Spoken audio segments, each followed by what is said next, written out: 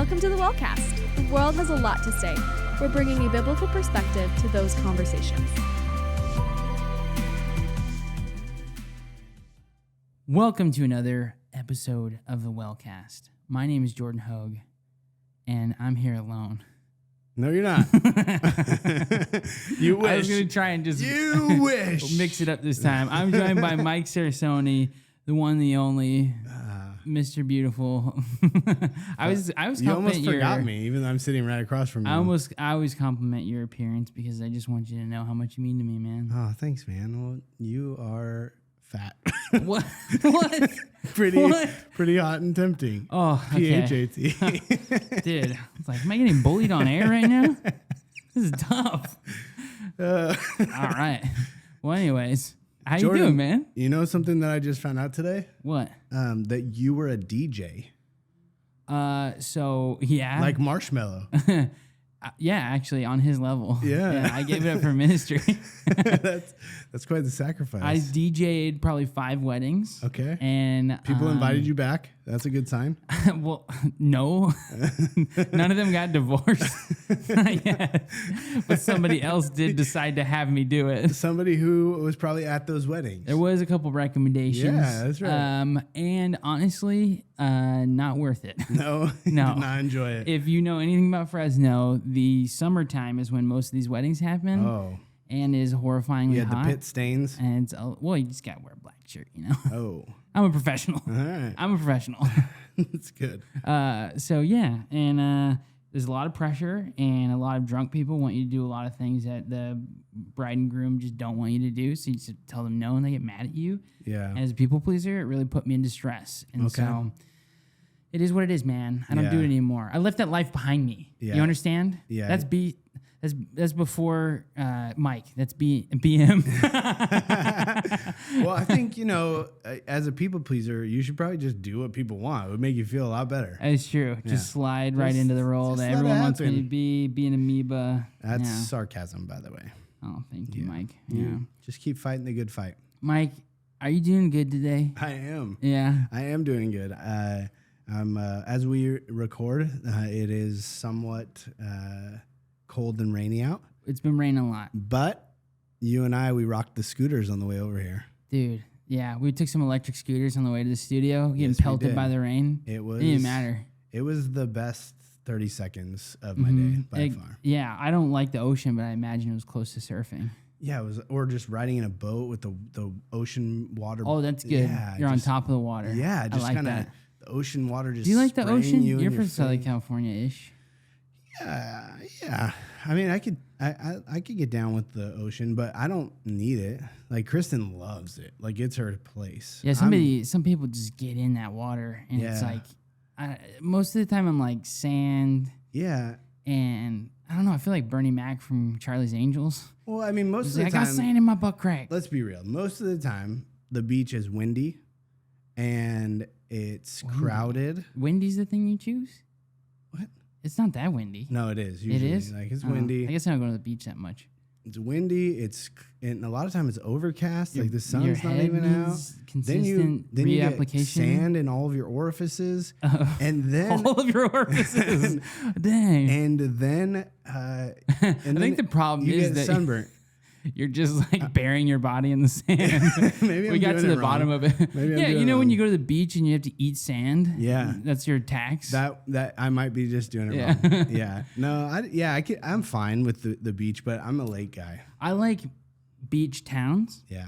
And then I like the mountains. Okay. Yeah, I'm a big mountain guy. I'm getting all up in them woods, dude. Yeah. One with it. Yeah, I like to go bear. Well, anyways, I really like what we did there. Yeah, it's good. We are on a rainy day. If you stuck with us, you're gonna be rewarded, dude. We're talking about the promises of God, and some of the things He promises us is, natural beauty and wonder, which are the beaches and the mountains and the taste of sand. And that's not what we're talking about today. No, it's not. What's our second promise, Mike? Yeah, we're going to talk about the promise that God gives us, that He will give us rest. And it's a promise found in Matthew 11:28 through 30, where Jesus says this, and it's probably familiar. Yeah, read it for us, to most people. Come to me, all who are weary and heavy laden, and I will give you rest. Take my yoke upon you and learn from me, for I am gentle and humble in heart, and you will find rest for your souls. For my yoke is easy and my burden is light. That's pretty good. It is good. Well, it's Jesus. It's pretty good. Yeah, Jesus he does knows a good job. He knows what he's doing. I just feel like he needs our affirmation. Yeah, and I think if I can circle back, if you're listening to this and you didn't listen last week, I would love for you to listen to that. Pause this one. But just as a reminder, we're in a series about the promises of God. Yep. We want to talk about, what are the handholds he gives us in the storm when things get rocky and when things are good. How do we know what he promises us as believers? Yeah, and I think this promise is, our world is a rat race. Yeah. Like, can we just be real about that? Yeah, it's exhausting. Yeah, it's exhausting. And everything, like I was just at home for lunch today, and I saw on the TV that the developers of AI are saying it's developing so fast that they don't even understand it. Oh, no. I'm like, dude, I grew up on Terminator. Yeah, I don't want to get into whether the rise and fall of humanity is going to be connected to AI. I would also not like that. Yeah, but the point is, it's just things are moving so quickly. Like technology's advancing, and money is getting. I saw more. a hashtag the other day that was trending on Twitter, like "no sleep gang." Oh yeah, right. Which was like, I'll sleep when I'm dead. Oh man, and I'm gonna work so hard, like I don't need sleep. Decision. You know, you're horrible decision. I'm a big fan of sleep. Yeah, well, and as a concept, it's like we're gonna grind so hard. Like I'm tough. Yeah. I can take it. I'm gonna beat myself into the ground.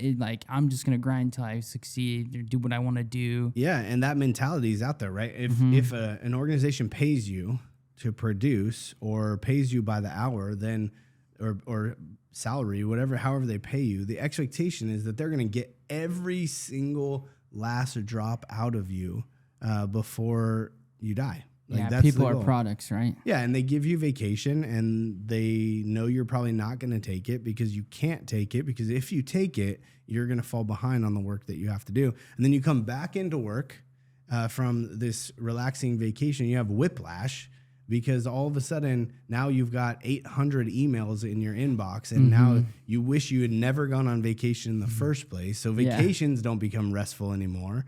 And now it's just this cyclical like work. And really, we rest out of a place of work instead of working out of a place of rest, which I think is the biblical way to approach. Explain that.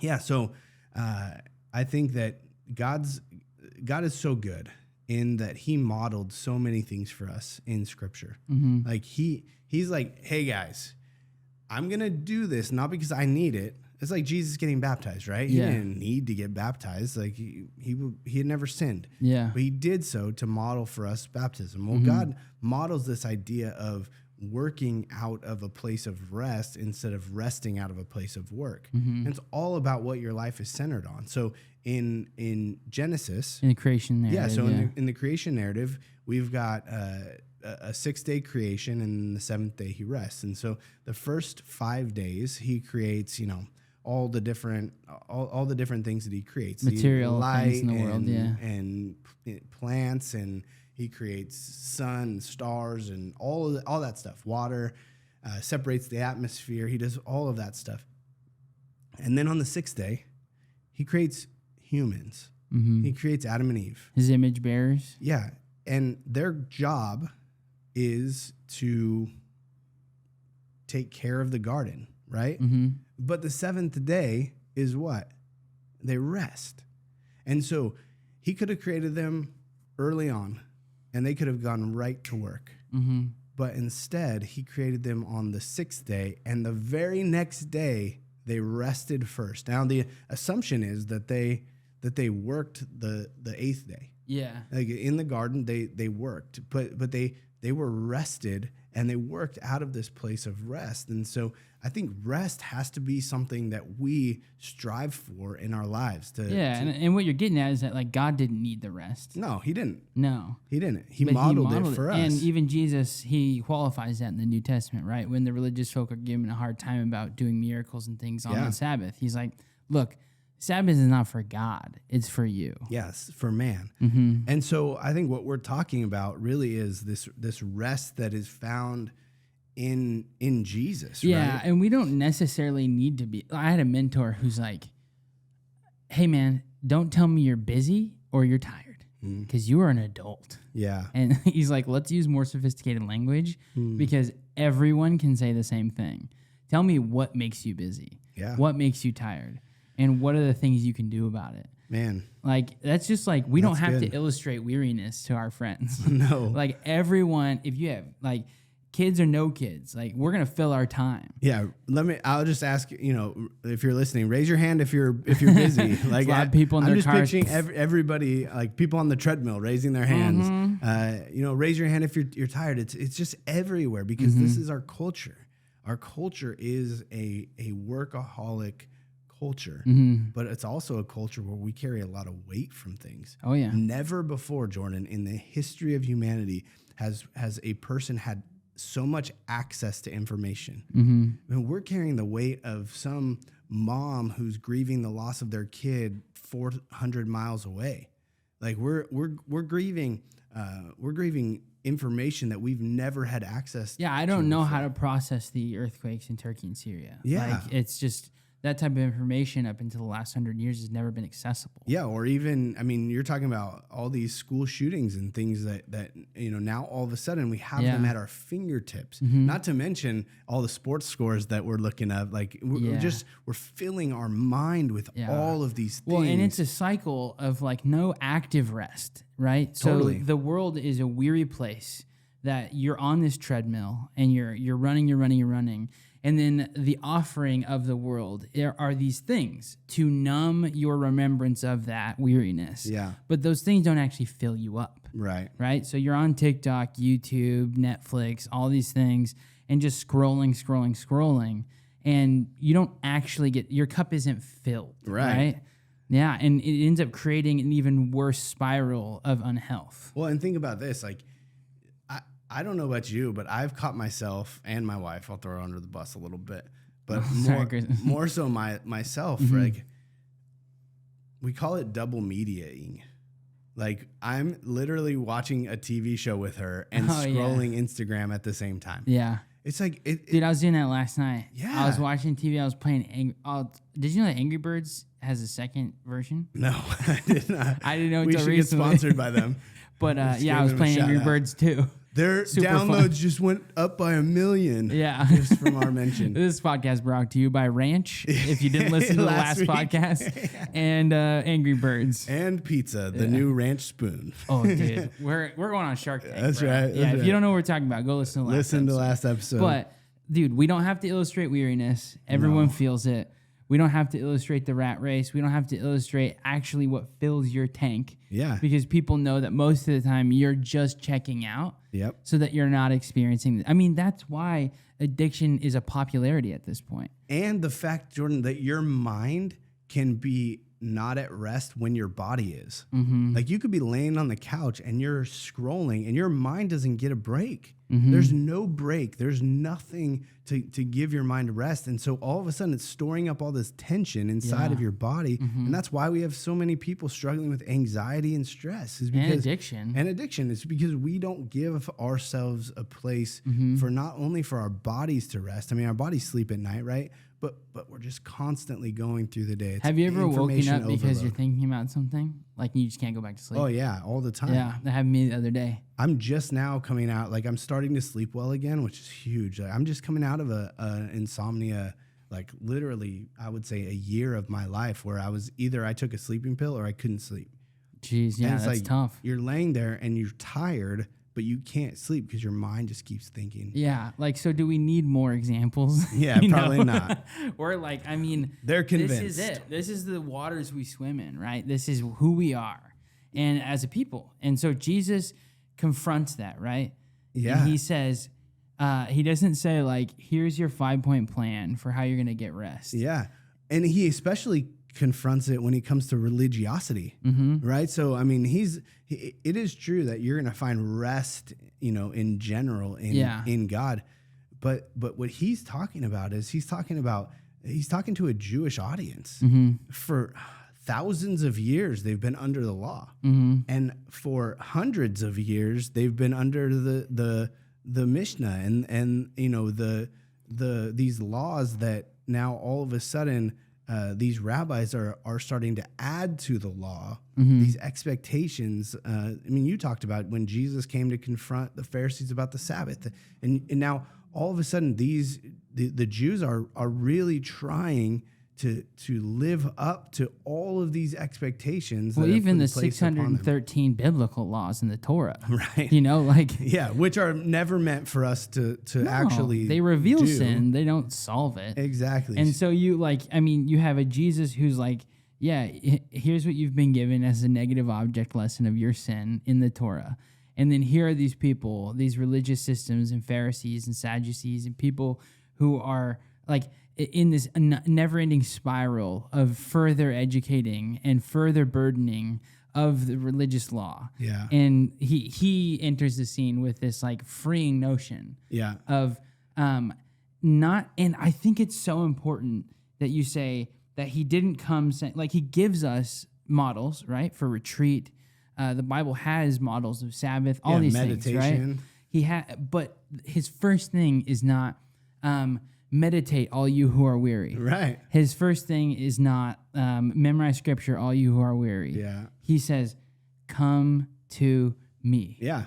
And all of the things that he would have you do are things that would deliver you to Jesus. Yeah. And they would let you rest in him. Mm-hmm. And his, Jesus, in his pulling away in prayer, he's not pulling away and flipping a coin in a corner just like, this is fun, Yeah. He's pulling away for the purpose of connection with the Father. Well, and I think that's something that we push against, right? Because we're all fleshly beings. Like we live in the flesh, and whether it's sin or the flesh or the world, like there's this gravitational pull away from the rest that Jesus wants to give us. And so literally, despite the fact that we have a relationship with Jesus, we're still conditioned to fight against that rest that he offers. I mean, have you ever been to a water park? Yeah, Like, I hate them. Yeah. Why They do you burn hate your feet and your body, Okay. and you're in poop water all right. day. Well, I mean, you should try two things. You should try Not sunblock going. and Swimming in my some neighbor's flip flops.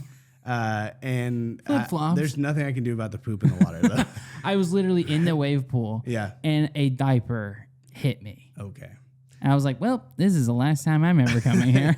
Okay. So I Derailed a little bit, sorry. I don't disagree with you about the dirtiness of water parks, But I do love a good river float. Yeah. So have you ever heard, the lazy river that they have is it's an amazing thing. Like you climb on the tube. I don't know if you're like are you a butt in the tube or are you like through the tube? What? Oh, I'm a strong stomach butt in on? the tube. Okay. I'm a strong butt in the tube. So you're like kicking your legs up and you're just kind of sit walking back, by. Kool-Aid. And then all of a sudden you're like laying back, sipping your drink, and you've got these kids that are doing what? They're going against the current. Yeah, I think it's funny. Stop it up. Yeah, and you could ride that wave your entire day there. Like you could just go around and around, and they're like, oh, there's that guy in the lazy river again.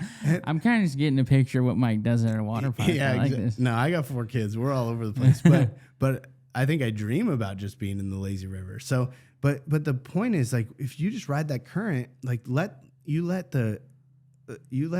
the lazy river does do the work. And we could let Jesus do the work in our life. We could let him do the work of forgiveness. We could let him do the work of salvation. We could let him do the work of sanctification and growth. We could have him do the work of freedom. We could have him, all of these things that we could have him do the work. And we're like, no.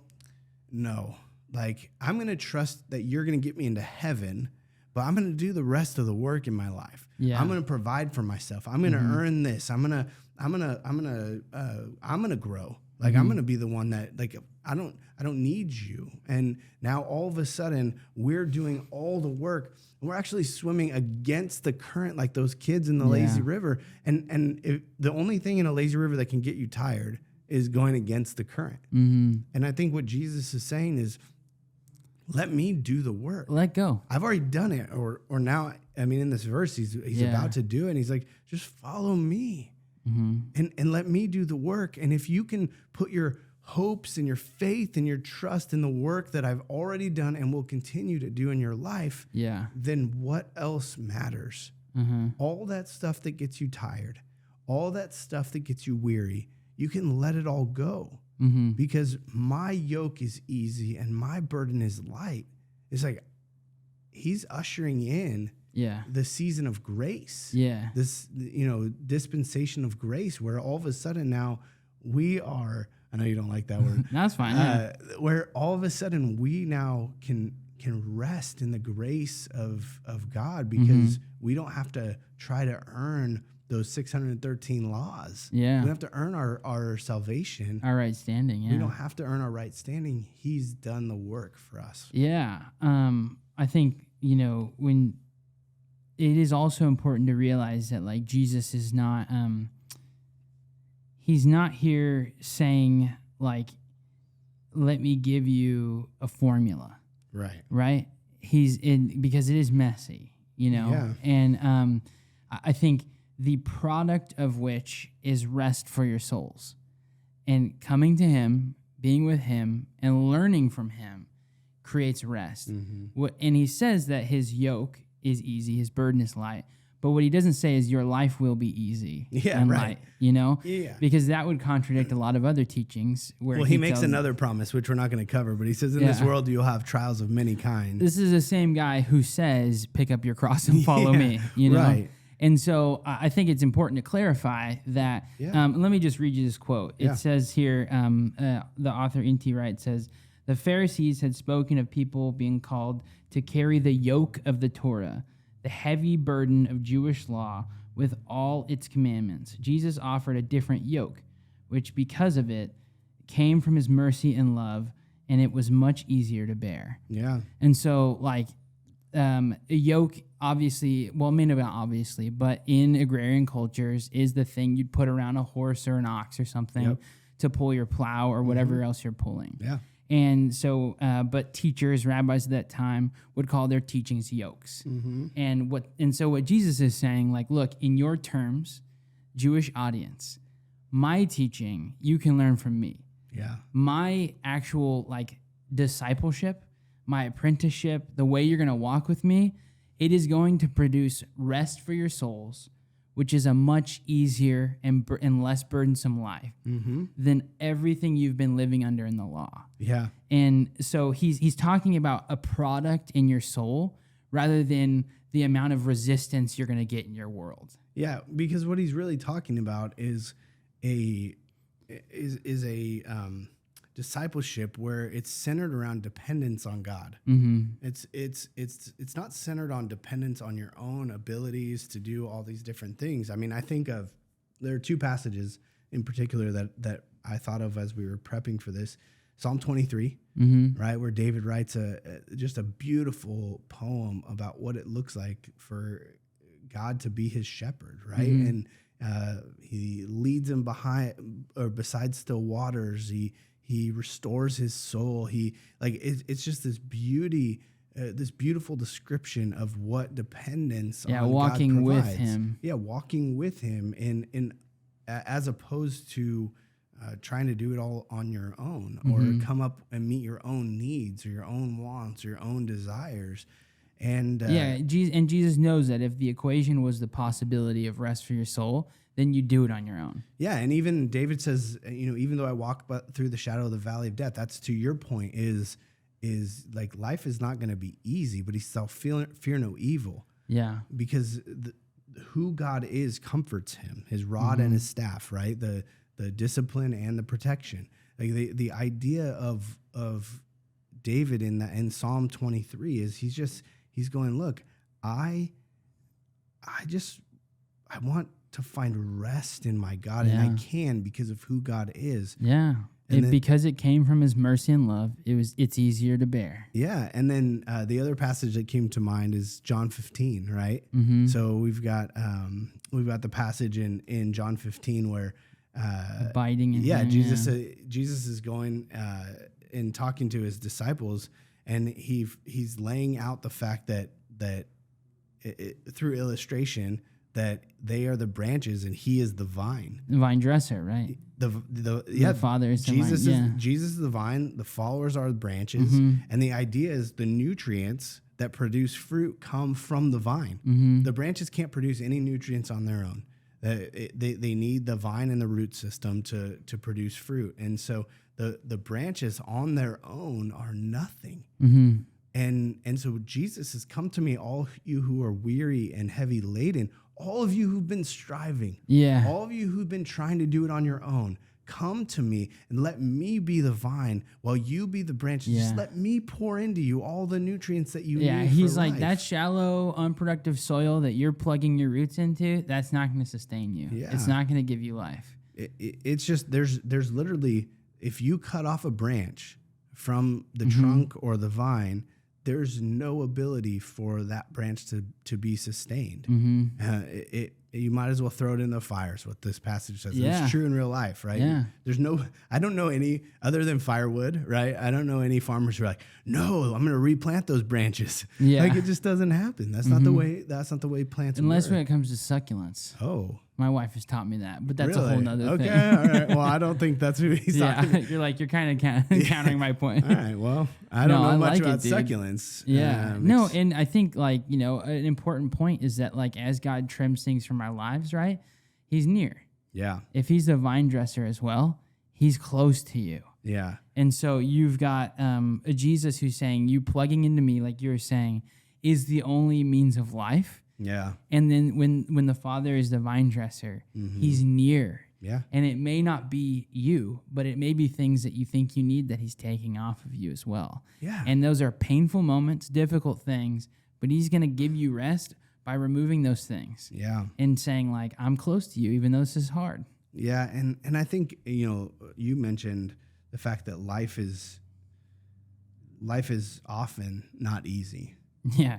You're going through, if you're in an easy season right now and you're listening to this, great. That's great. I'm really happy for you, but just be prepared for the next season. Sometimes that's even harder to do. Yeah. Right. Because you think you got to figure it out. Yeah. And so, when things are hard, the verses like this, these promises of God are so important to our lives, because what we're doing is we're sifting through what we can actually count on. Yeah. And if you've been striving and you've been trying to do things on your own and you've been trying to orchestrate your own discipleship or orchestrate your own salvation or orchestrate your own value and worth or whatever that looks like in your life, if you've been striving for those things, what we are telling you and what we want to offer to you and invite you into is the fact that Jesus, his promise is something you can take to the bank in a world where you don't know what you can count on. Yeah. God's goodness is seen through his promises. And when you connect to him, it is the ability, he flies you above the storm. Yeah. Things will still happen. Yeah, or life will happen. Carries you through the mud, whatever. But what he's going to do is things will still be happening. Yeah. And he's going to carry you above the storm. He's going to somehow supernaturally, he promises you that you will get rest for your soul, no matter the circumstance. Yeah. And so Jamie and I had to wrestle with this recently where, honestly, with 2 small kids and with a vibrant community, thank God, a demanding job from me and just lots going on in life, man, we were we feel like we have something almost every night of the week. Yeah. We have a lot going on and we feel like our tendency is to escape rather than to plug in. Yeah. And, man, we had to really wrestle with this. And it took us a while, but I think this concept of Sabbath, this intentional time of disconnecting and connecting with each other has been something that we've really, really desired. And it's, Sabbath can look different for anybody in any season. And for us, it's been basically, hey, we want sundown on Thursday night to sundown on Friday night because being a pastor, my job's weird. I have Friday and Saturdays off.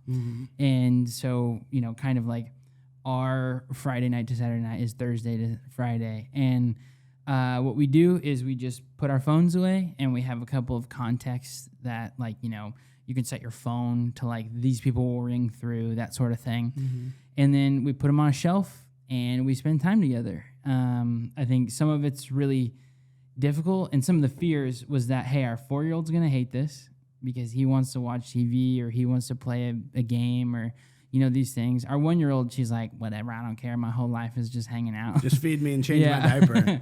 Do you got noodles? I will eat them. And but the fear is like, hey, we don't want to, like, take something away so that the things of God seem like a burden to our child. Yeah. So, I mean, it's caused us to be productive and forward thinking. So what we do on Thursday night is we make a meal together as a family. Last week we made homemade meatballs, and my wife doesn't listen to this podcast, but I don't think she'll get mad. But I told her they were terrible. No. And part of that is because we let our 4-year-old do the onions. All right. And he didn't do them right. He mismeasured. Oh. And so, but what was awesome was we spent all that time together, and then we ended up microwaving Costco meatballs. And we made meatball sandwiches.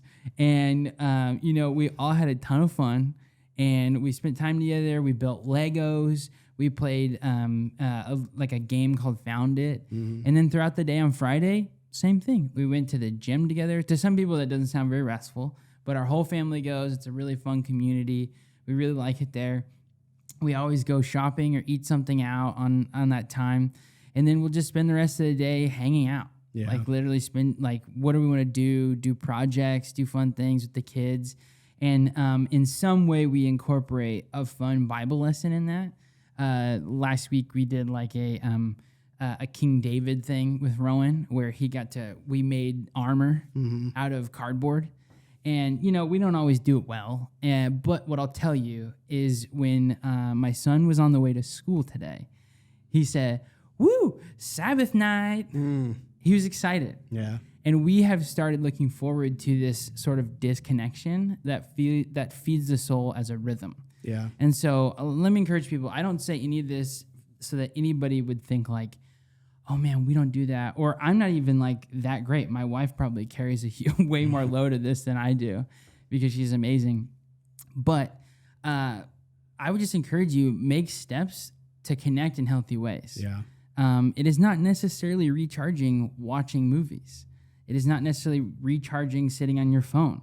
And we've talked a lot about, media consumption on this podcast if you've been listening for a while. But like, find ways to connect across the table and around the table with the people you love, and do so. And it doesn't have to be a 24-hour period. If you're like, when the heck would I carve out 24 hours? Look, that's the stage of life we're in. Next year, we could be like, dude, I think I'm going to only do Thursday nights. And that's okay. God understands the Sabbath is for us. Yeah. And that's fine. It shouldn't be a burden. It should be a blessing. And at this point, we're really looking forward to it every week. Yeah. And I think the point is Sabbath can look different for everyone. Yeah. And I only tell you the details just to know, like, those are some of the things that you can do. Yeah. Yeah. And I know, we have done Sabbath in the past. I wish we stuck with it. It is a season of life thing. It was very hard with softball and all that stuff going on. I wish that we could do it as much as we used to. Mm-hmm. But yeah, sometimes a family movie was a part of our Sabbath. Yeah. It's more about like finding the things that are restful and give you a chance to reload for the next week than it is about the rules of Sabbath, right? Yeah. I mean, Jesus came to clear that up, right? Mm-hmm. It's not just about the rules of Sabbath. Sabbath is for you. And so set aside time to reconnect with people, to refresh yourself, spend time with God. I think if those things are kind of what you set out to do, then the nuts and bolts of what puts a Sabbath together, that's up to you. Well, and so I think like even if that's not capable as a family, or if you're just like a single person and you're like, well, I just sit in my house alone, like, oh no, I think what's more important is the rhythm of disconnection from the world with God. Mm-hmm. And the way you build those rhythms out in your life is up to you. And so if you don't have the space for 24 hours, then like it's just as valuable, I would argue, if not more, that you're in prayer every day. that you're spending time away from your phone to just connect with God. Yeah. And that you have hidden his word in your heart and memorized verses like this one. Yeah. So that when you feel anxious, you can kind of combat the lies with truth. Yeah. And like that's my encouragement more than anything. Just Yeah. learn from Jesus and his rhythms of disconnection. I think it's good. And I think that the message over all of this promise is that the world has nothing to offer.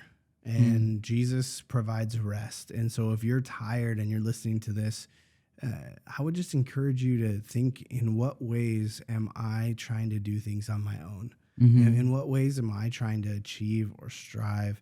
And maybe like that lazy river, maybe it's time for you just to, in a way, like not abdicating responsibility, but in a way, just put your feet up and let the current of where God's taking you take hold. And I think it could be a restful season in your life. So thank you guys for joining us on this episode. We've had a lot of fun talking about this, and we look forward to the next one. Like always, make sure you like and subscribe and all the things, share on social share media. With your friends, we really appreciate that, and we appreciate your support. So thanks for listening, and we'll see you next time. See you next time. Thank you for listening to this episode of the WellCast. As always, don't forget to subscribe and tell your friends about us. For more information about the Well Community Church, visit thewellcommunity.org.